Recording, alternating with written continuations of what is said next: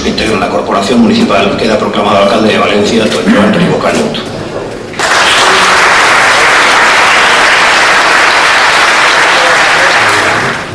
Promet, per la meva consciència i honor, a complir fidelment les obligacions del càrrec d'alcalde de València amb lleialtat al rei i guardar i fer guardar la Constitució com a norma fonamental de l'Estat, així com respectar i fer respectar les disposicions establides en l'Estatut d'Autonomia de la Comunitat Valenciana.